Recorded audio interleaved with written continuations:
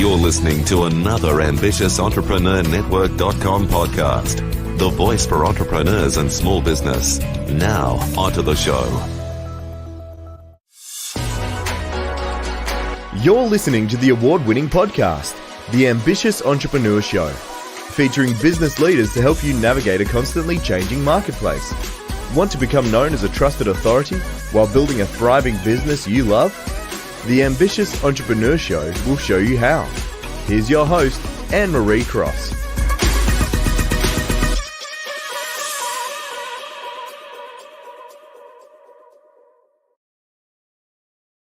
And welcome to another episode of the Ambitious Entrepreneur Show, which as always is brought to you by our sponsor, the influencealliance.com, which is the business building community, as well as the podcast launch and growth community for coaches and consultants who want to build a profitable and scalable business while make a much bigger impact in the world with their message. And I'm your host, Annemarie Cross. Now, my guest today says that every relationship on LinkedIn begins with that first connection request. It's up to you to start the conversation in a way that gets them to say, heck yes, let's continue this relationship. Now, joining me on today's show is Mindy Rosser. Mindy, she helps B2B business owners and thought leaders and subject matter experts to have great conversations on LinkedIn with their audience and prospects and peers, which is based on trust, authenticity, and consistency. Now, on today's show, we're going to dive deep, and so lots to cover today, particularly actionable techniques to help you optimize your profile, build a strategic network, which will lead to more business opportunities. Whether you're a complete novice or you've been on LinkedIn a while, you're going to take away some golden nuggets from today's conversation. She's also going to share about how to go about posting content along with some strategies that actually do work. So stick around if you want to hear what they are, as well as a breakdown or breaking down the LinkedIn format, what to avoid, where to put your focus so that you can find new opportunities or business partnerships and collaborations without being salesy or spammy, which we do not like. So welcome to the show, Mindy. So excited to be here, Annemarie. This is such an important topic because I know many more people are now coming across to LinkedIn. You've probably been on LinkedIn for quite some time, passionate about that platform. I used to be in the career industry many decades ago. And back then, every job seeker, we said you need to, or executive and professional and graduate, you need to be on LinkedIn. But a lot more businesses now are coming across. So we're going to dive into that. Let's start off by talking about, and this is, I'm going to take one of your quotes, and I love this: build a better LinkedIn network, not a bigger LinkedIn network. So better versus bigger. What is it about us that we love our vanity numbers? I know, right? I think when it comes to LinkedIn, it's so different from other channels. A lot of other channels, you actually do need a bigger network. And so people are focused on those numbers, and it does work. Like getting a bigger network is usually a good thing. But when it comes to LinkedIn, it's different. It's a very different platform. You're thinking one-to-one. You're thinking, okay, the people that are actually in my network should actually want to be connected with me. It's a little bit more strategic. And so when people get obsessed with the bigger numbers, it's like, well, bigger can be better, but not if they're the wrong people. So it's really about being strategic and focused on the right people and not just how many people can I get into my network. And it used to be a thing. Like there were the Lions, the LinkedIn and Open Networkers, and that used to be a thing for a while. And now it is not such a thing. And you really want to be thoughtful about who's inside your network. Yes, because when you think about numbers and similarly to the connections on LinkedIn, and share a little bit about this too. I know that in other platforms, the higher number of connections you have, one of the things the algorithm looks at is if you're sharing content and a proportion of your network is not engaging with it, the algorithm will assume that the content you're sharing is not valuable. Is that the same with LinkedIn? It is the same with LinkedIn. So a lot of people that do have these really big networks, if you actually looked at their numbers, or they maybe have like 100,000 followers or 10,000 followers, and you look at their engagement rates, a lot of times they are very, very low. So yes, they may have a lot of followers, but if people are not engaging with their content, the problem those folks are going to face is LinkedIn is going to kind of bump down their content in the algorithm. So people that have smaller networks, but they are highly engaged and people are actually commenting on their things, their stuff will actually pop up higher in the LinkedIn newsfeed. So keeping that in mind, like a smaller network, if people are engaged, is not a bad thing. Yeah, absolutely. And one of the things we're going to talk about now is the profile. And before we do, just confirm for us this too. And I've noticed it myself, and I'm sure you can share a little bit more into it.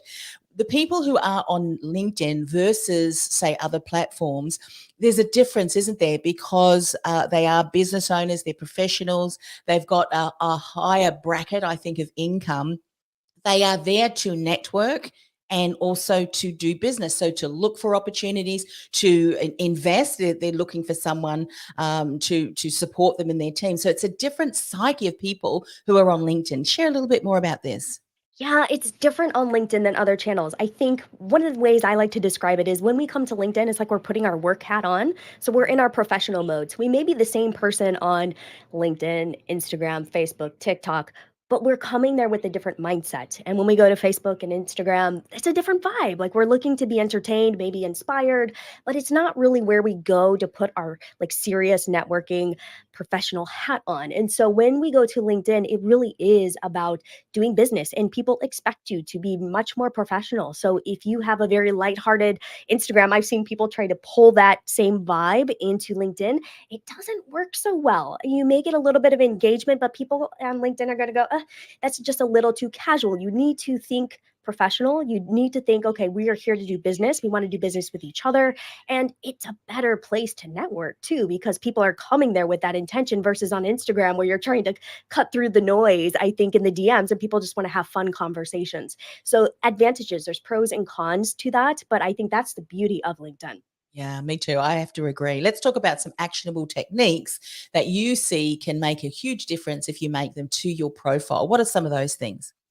Yeah, I think when it comes to your LinkedIn profile, the first thing you're going to want to pay attention to besides your picture is huge. It's very important that your picture is somewhat current and that when people see it and then they see you like on a Zoom or on a live, like, okay, you kind of look like the same person. So that's something to pay attention to. But next to that, it's going to be your headline. So your LinkedIn headline follows you everywhere on LinkedIn. So if it is not aligned with what you're doing now, if it feels like, it feels kind of generic, a lot of people will just kind of put their job title and their company in that headline area because they don't know what to put. You really want to be thoughtful. Your headline is actually kind of like your tagline. So if you think of it as more of like, oh, this is kind of like my elevator pitch. So the four things that you're going to want to have in there, so it's who you are, whom you help, how you help them, and then the results that you generate. So those are the four things. And if you can fit all of those into your headline, you're going to be doing wonders. It's going to help you from a search perspective, especially if you have the right keywords and you're calling out your target audience. So calling them out there. So instead of saying, I work with large companies, you would say, I work with tech organizations. So it's just like being a little bit more specific in that area. And then also you want to make sure you have a little bit of like, I call it your secret sauce. Like make sure it feels kind of a little bit fun or a little bit personalized. Don't just stuff it with keywords for the sake of stuffing it so you pop up in search. You really want people to read that headline and go, oh, I know what you do. You are the perfect person to help me. You understand my problem. Because if you don't hook them, basically you're thinking of your headline as your hook. If you don't hook them, they're not even going to look at your profile. They're not going to click over. They're not going to pay attention. So if you look like everyone else or it's just confusing, then people aren't going to pay attention. And you don't want to get too clever. So that's one thing to think about with your Sometimes headline. that Make sure creativity becomes ambiguous, doesn't it? It's like, it what? does. Totally. And would you say, I mean, if people are wanting to find an example of that, I mean, go and check out Mindy's. She obviously will be doing everything that she is recommending on today's show. But typically, do they know the behavior of someone? If someone then has gone and read your headline and think, oh, this is good, is the next place they go to the summary section or do they look at the experience? What typically do people do? That's a good question. And I think everybody's a little bit different. So it really does depend. Most people are going to scroll down to the About section. Depending on if you have LinkedIn Creator Mode turned on or off. If you have Creator Mode turned on, they may not see the About section first. They may see all of that content at the top of your profile and then see your About. If you have it turned off, they're probably going to see your About section first. So kind of keep that in mind. If you're a content creator, it's definitely worth turning LinkedIn Creator Mode on so your content is showing at the top of your profile. So your About section is really important, though, especially for those people who want to get to know you and they want to read your story. So I see there's kind of people on different ends of the spectrum with the About. Some people are like, it doesn't really matter. Nobody ever reads it. But the people who are serious, the people who actually want to know what you do and like do their homework, they do read it. So it is really important that you are thoughtful and you don't just skip over it. A lot of people will just kind of like, I'll just put my like resume here, my executive summary from my resume, or just grab my about page from my website and throw it here, or my company description. People are going to see right through that on LinkedIn. A well-written about should be written in the first person, and it should be about you. It should be about your professional story, and then also about how you help people solve like their most pressing problem. So you're thinking about writing it from the perspective of the target audience you want to target on LinkedIn, which may be different than other channels, but just think about the people that you really want to reach and speak to them. Yeah, I love the way that you're confirming that, because if someone reads that, they should really get a clear understanding of who you are, what you do, how you can support them. However, in that first person, I remember years ago in the career industry, there were discussions, debates, if you will, about whether it should be first person or third person. And I remember being on a judging committee at one stage for resumes, and then we reviewed LinkedIn profiles. And I have to say that it wasn't until I started reading them that those in third person didn't make me feel connected to them.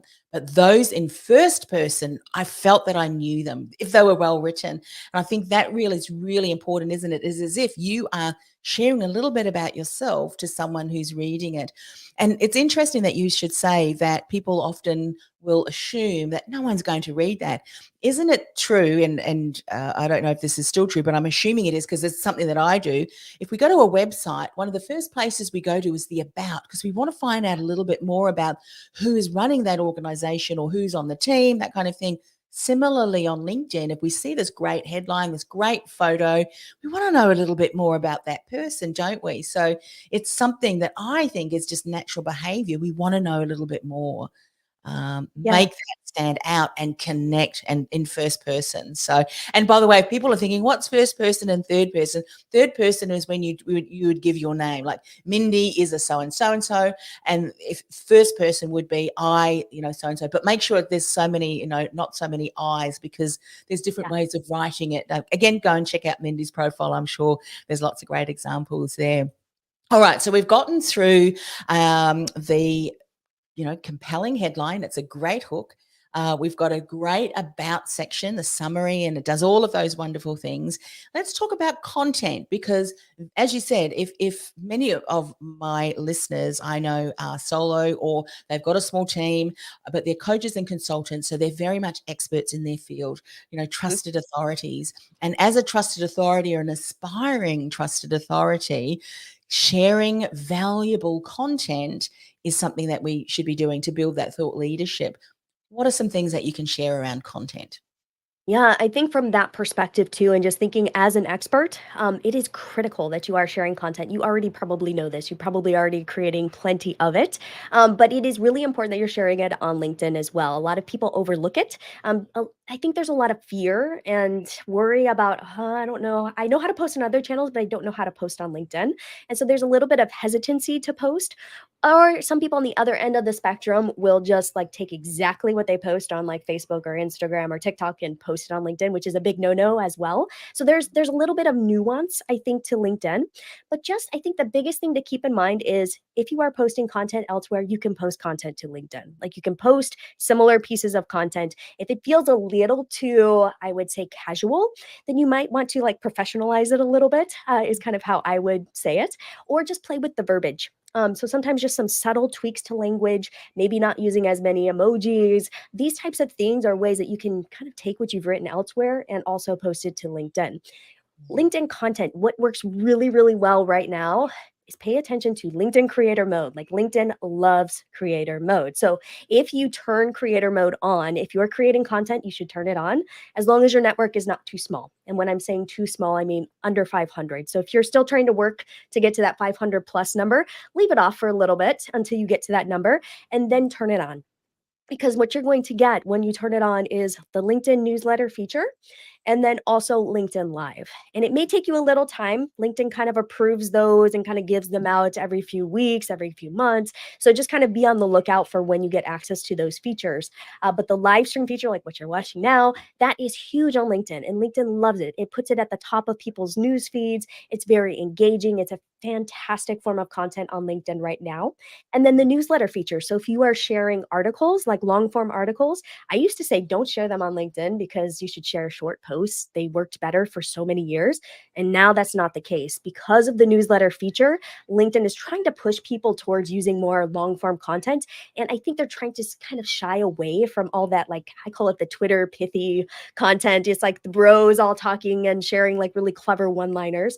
They're trying to get people to think more professionally and really share their best content. And they want LinkedIn to be the go-to platform for professional content. So as a contributor, as a creator, you can be a part of that and use those features. So the LinkedIn newsletter feature will actually, you can, when you set it up initially, you can invite all of your connections to subscribe, and then they will get notified, like in their notifications, Yes. every single time you publish. Same with live. When you go live, it will show up in those notifications and on your profile. If people are visiting your profile while you're live, they will see it there as well. So those are two features that I say are the best.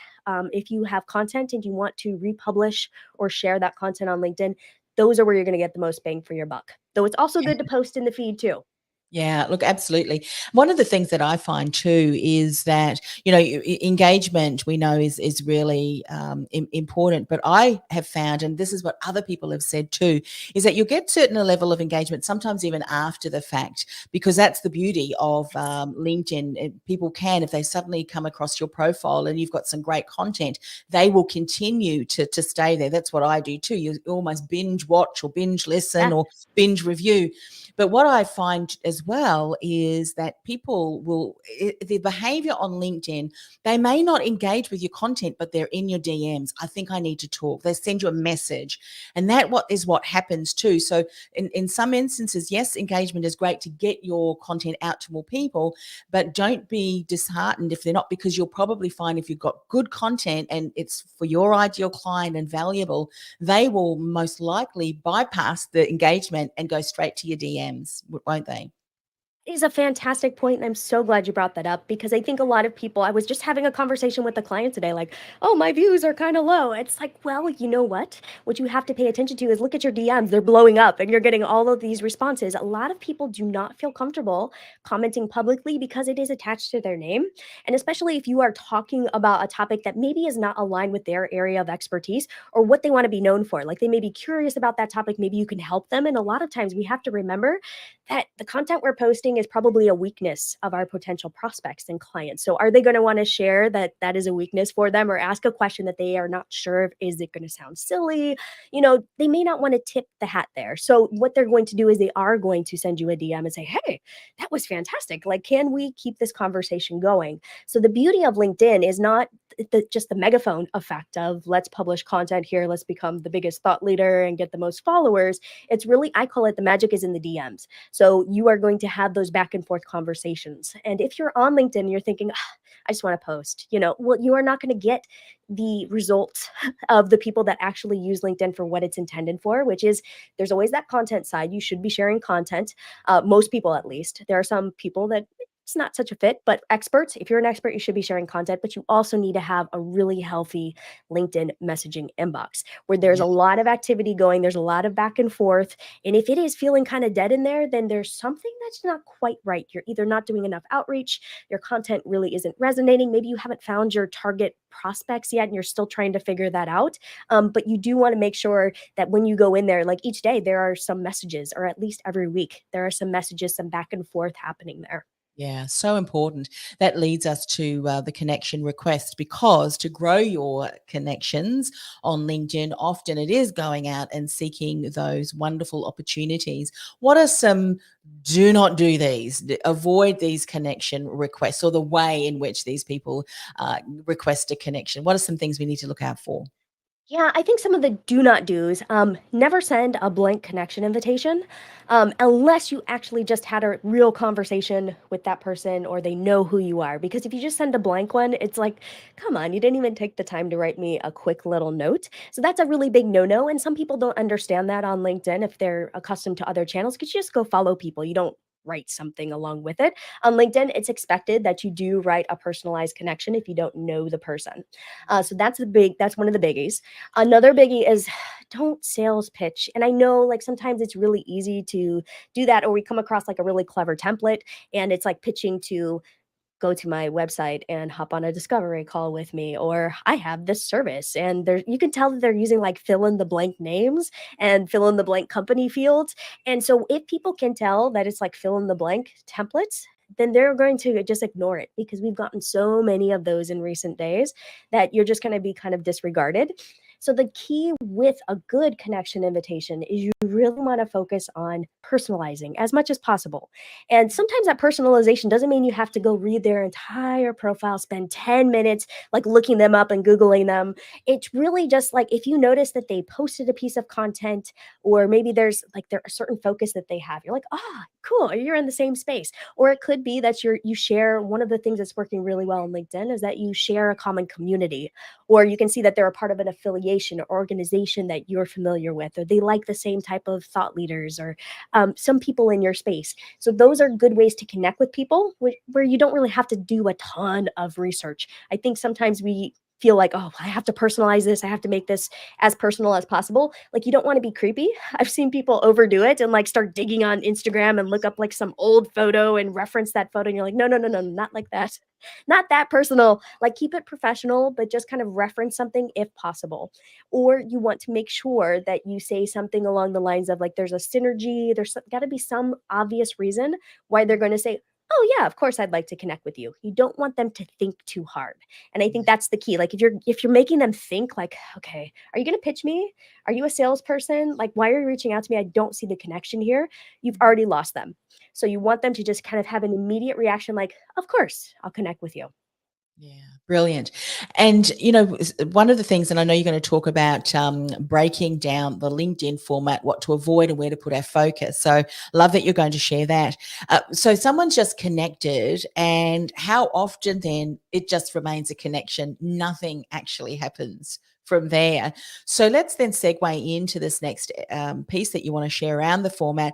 You also mentioned too that yes, we should be sharing content, and we should be spending, and I've also heard, and I love your thoughts on this, we should be spending more time in the DMs, in the connections, having conversations with people there, getting off that platform, having a Zoom chat, because you just never know where that relationship may lead. So speak a little bit more about, the format, where to put our focus so that we don't just have these wonderful connections that just sit there doing nothing. Yeah, I think it's funny to think of like LinkedIn connections. I feel like some people just like to collect them, Yeah. or like they collect them and they're not sure what to do with them. It's like I have all these great connections. I've talked to a lot of people saying, I wish I just knew how to kind of deepen my relationships with my connections because I'm connected to some really good people, but I didn't know where to take the conversation next, or maybe it's been a few years and I feel awkward. So I think the key with getting connected with people, if you have a lot of connections already that you're connected to and you want to kind of spark conversation, you're going to have to do a little bit of homework to kind of see where the conversation left off. Maybe identify like your top prospects or collaborators or people that you're really focused on and saying, oh yeah, this is where my business is headed right now. These would be good people to spark conversations with. I find that a lot of times in our networks, we tend to collect a lot of like people in the same space, good collaborators. Sometimes people are starting podcasts or shows, and we connected some years back, and it's really good to touch base. So I would reach out to those types of people. Like think about, what's your focus? Are you trying to do lead generation, trying to collaborate? You trying to get on shows or guesting? What does that look like for you? And then look in your network and see who's already there. Who can you already start conversations with? I think moving forward, though, like as you are starting to get connected to new people, you want to think about how you continue the conversation rather than just connecting, like, okay, this is great. Sometimes it's better to just let the connection die. You're like, yeah, there's not really anything here. Great, we're connected. If something comes along down the road, that's fine. But for people that are, top of mind for you or could be good prospects or collaborators, referral partners, those types you definitely want to keep them talking. So how can you keep them talking without, being irritating? You don't want to be that person that's always like DMing or picking their brain for free or any of that type of stuff. But I think the key is if you feel like they're going to be a good fit or you want to have a conversation, I would suggest it sooner rather than later. I would try to hop on like a 15-minute. If you're good with calls, I would hop on a 15-minute call just to kind of get to know each other, but make sure it feels intentional and that they understand what the outcome is, you understand what the outcome is, and that it doesn't feel like a waste of time. Because I have found that a lot of people are really kind of hesitant to hand out their calendars on LinkedIn if they feel like you're going to pitch them. So make sure like there's an outcome that doesn't feel salesy. That's Yeah, more of a kind of get to know such you. a great point. Such a great point. And one of the things, and this is very different, whether you call it a strategy, it is really a strategy, very different strategy than say on other platforms like Facebook or LinkedIn. It is more personalized, yet, and I'm sure you would agree with the work that you do and the results that your clients and what you've seen too. It is different and it's deeper in that the relationships that are built, and it may take a little bit of time, but the opportunities could be tens of thousands of dollars, Yes. versus if you look at some of the other models that they may have Facebook and you might get them to a webinar, and from a webinar, there's a certain percentage that buy and so on and so forth, which you could be doing in your strategy. That's fine. But LinkedIn is quite different. And if I look at the relationships that I have built, not only have they become clients, but they're also referral partners. And we're DMing and introducing that way, but it's very intentional. If I'm somewhere and I can see, or when I say somewhere, I'm online, I'm networking, or we're part of a group, I will find them on LinkedIn, connect with them, and then suggest, let's have a Zoom chat, find out a bit about each other's businesses. I've got a document now that I create because I tell you, I don't know, maybe it's just my age. I know my connections, I can often forget, but it's a great way to remind, who do I know, a couple of keywords. So if someone says to me, do you know someone who's in LinkedIn and can help me set up a you got to speak to Mindy. Yeah. Or now that we have this live stream, I've got that to link to. How can you build relationships and refer to one another and share? That's what it's all about. And yes, it may take some more time to develop, but it's those relationships that are long standing, isn't it? Would you agree with that, with the relationships you see being built? I would wholeheartedly agree. And I have noticed that the people that are the most successful on LinkedIn kind of have that long-term mindset versus that short-term mindset of I'm just going to pump money into Facebook ads and hope that I make, a return on my ad spend, like 2 to 3 times return on ad spend. It's different on LinkedIn. You are investing in relationships, you're investing in the long term, and it will come back, but it takes a lot more time. But it is more sustainable. So I kind of view LinkedIn as a much more sustainable platform. It's more organic. I don't really do a ton with LinkedIn ads. I think for large companies, those can be good. But on LinkedIn, it really is about those relationships and nurturing them and building them and being the person who knows someone that does fill in the blank. Like I feel like those connectors, if you are a connector, that is going to be like your superpower on LinkedIn because once you can connect other people, you're going to be seen as that go-to person. And that's just going to be, it's a win-win for everyone. And so being a connector on LinkedIn is huge. Yeah. What I love about that too, and so often I hear, yeah, but I'm an introvert. Well, I know I've said this many times. I'm an extroverted introvert. Put a microphone in front of me and I'm fine. But I love the networking opportunities on LinkedIn because it is that one-on-one. So Yes. for people saying, well, I'm not an extrovert, it doesn't matter. You have deeper relationships, and those relationships are key. I mean, those are the kind of relationships that people are trying to build across the other platforms, aren't they? In the DMs and stuff. But it's kind of like that just happens organically through LinkedIn if you're a nice person and Yeah. you add with value, and there's always reciprocity there, and what can I give you, that kind of thing. That just happens. That's just what the LinkedIn platform is. It is, and I think it's sometimes people just don't understand the value of that or how it works, and I think especially if you're just getting started, it can feel a little awkward to kind of learn the ropes and kind of like, "Oh, what can I say on LinkedIn? How is this different from Instagram? How is this different from Facebook or other channels?" But just give yourself time and be patient, and just I think I love what you said about just kind of be a real good person. Like, if you're just good human, you'll do great on LinkedIn. It doesn't you don't have to be a rocket scientist, you don't have Yeah, to hack the algorithm. Just be no. a good human. Yeah, exactly. Just, deliver what you say. I mean, I've had clients over the years that have thanked me, and what do you mean? What are you thanking me for? That's what you've hired me to do.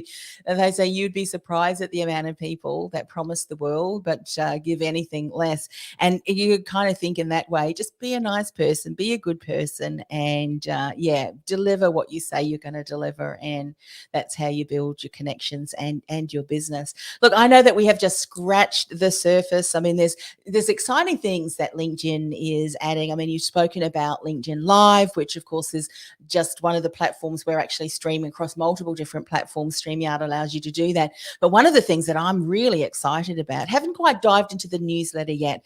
I may, but I'm just waiting to see how we can best leverage and Mhm. integrate that. But one of the things I'm excited about, Mindy, is the audio rooms. Have you gotten that audio? Have you gotten access I to that have yet? not well, I have not tested it yet. So, Ah, I have popped into a number of them, like my friends, we're all kinda, like, popping into each other's.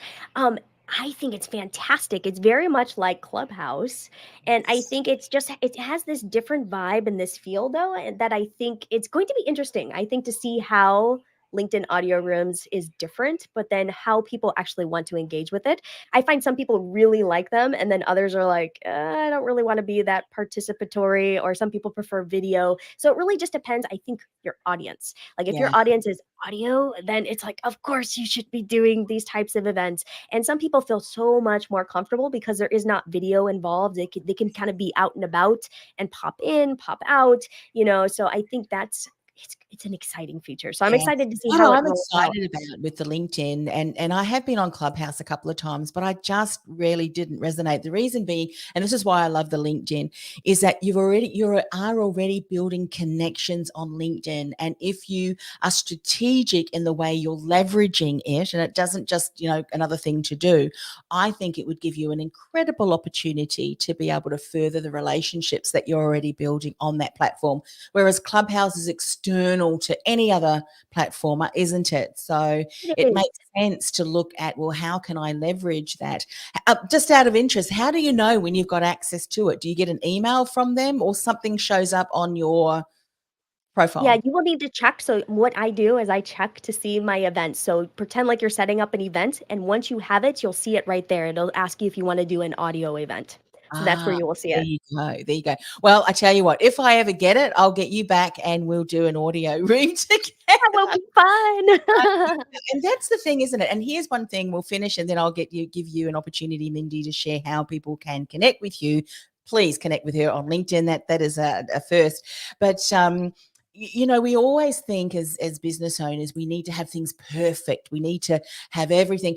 We're not saying that at all. I mean, obviously, the things that you've said today, yes, we need to know our content, we need to be professional and so forth, but don't let perfectionism, if that's the right word, perfectionism, stop you from getting out there and doing that. If I think back to the first LinkedIn Live that I did, it was nowhere near what we're doing today. And I think you've got to get to that stage where you allow that personality of who you are just shine through, isn't it? So we don't have to put on a mask. You don't have to be someone that you are not. You just have to be the best version of you. Yes? I think that is spot on, and so many of us, like, I'm one of those types, I'm like, I want it to be perfect before I do anything, and you can't. Yeah, it's like, it's never going to be perfect, there's always going to be something that you're going to tweak, but I think showing up authentically, and I know that word is so overused, but really just being yourself. I like to say, be your best professional self on LinkedIn, and as long as you're doing that, you're doing fine, and just act like a good human, do good business, and it will work well for you. Yeah. It's interesting. I did an article years ago because of that word authenticity. And it's like marketers. Marketers can often be their worst enemy because they overuse something. And so they talk about authenticity when they're doing absolutely the opposite. So much so. And authenticity as a personal brand strategist is so important. So I've created a principle which says authenticity is not a buzzword, it's paramount. And if people don't understand that, they obviously are misunderstanding what the word authenticity is all about. So I'll just leave that there. But Mindy, if people have listened or watched or they've caught up with the recording, they think, I think my LinkedIn profile and my headline and all of that needs a little bit of work. How's the best way they can connect with you? Definitely just reach out on LinkedIn. I love my DMs. So just like send me a connection invitation and tell me, you heard me here and you want to chat about your profile and let's hop into the DMs. That's my favorite way to engage one-to-one. Yeah, fantastic. Well, look, thanks once again for coming on the show. Thank you so much. It's been fun. This podcast is brought to you by theinfluencealliance.com. Want to influence real change with your message by becoming known as a trusted authority in your industry while building a sustainable and scalable business you love? Find out how by accessing our free podcast series at www.theinfluencealliance.com/podcast series. That's theinfluencealliance.com/podcast series.